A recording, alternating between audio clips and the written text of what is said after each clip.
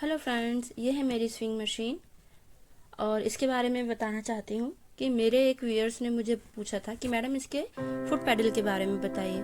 तो ये रहा इसका फुट पैडल। जैसे देख सकते हो मैंने इसे अपने हाथों में लिया है तो बहुत ज़्यादा लाइट वेट है।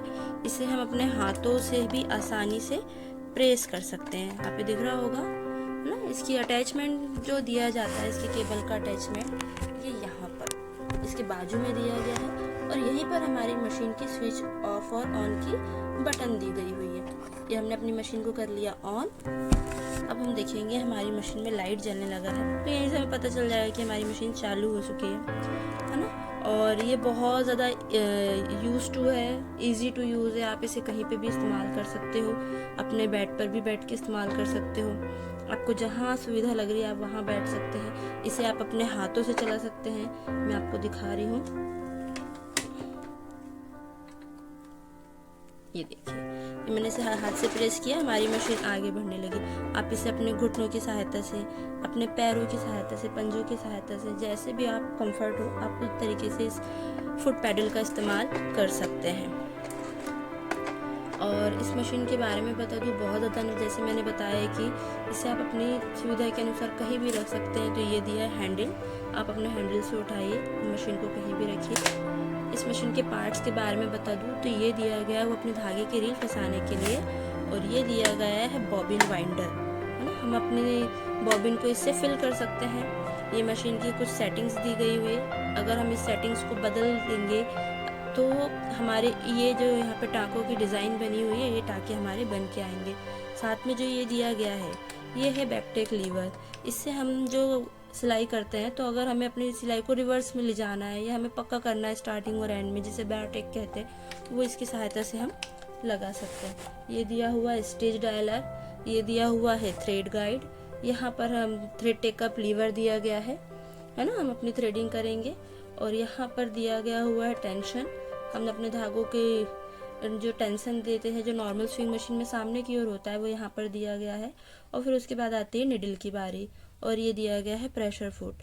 प्रेशर फुट को लगाना और निकालना बहुत आसान है, मैं आपको दिखाती हूँ।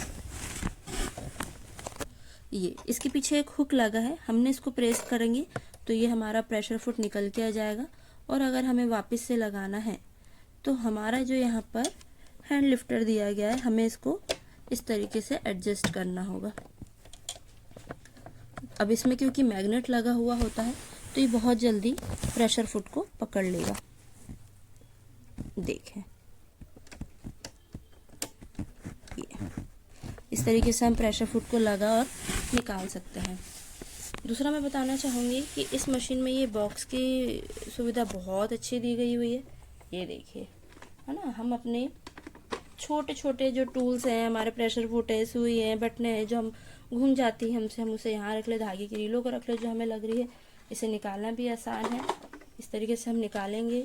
यहाँ पर हमारा बॉबिन और बॉबिन केस के लिए दिया हुआ है, इसे हम लगाएं और वापस से हमारे इस बॉक्स को हम अटैच कर सकते हैं।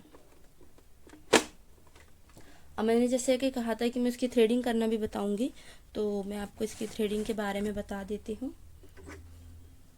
हम अपने धागे की रील को फंसाएंगे, यहाँ पर हम अपने थ्रेड को डालेंगे, है ना। ये हमारा एक थ्रेड गाइड दिया हुआ है, ये यहाँ से ले जाने के बाद हमें इस तरीके से ले जाना है। ये हमारा थ्रेड टेकअप लीवर है, इस थ्रेड टेकअप लीवर में हमें इस तरीके से धागे को फिल करते हुए नीचे लाएंगे और हम अपनी सुई में धागे को पिरो देंगे। ठीक है। और इसका जो हैंड व्हील है ये बहुत छोटा सा यहाँ पर दिया गया है, बड़ा क्यूट सा है। अभी के लिए इतना ही। आगे की जानकारी के लिए मुझे कमेंट करें, जिसमें मैं आपको आगे के स्टिच के बारे में बताऊंगी। मेरे चैनल को लाइक कीजिए, शेयर कीजिए और सब्सक्राइब कीजिए। Thank you.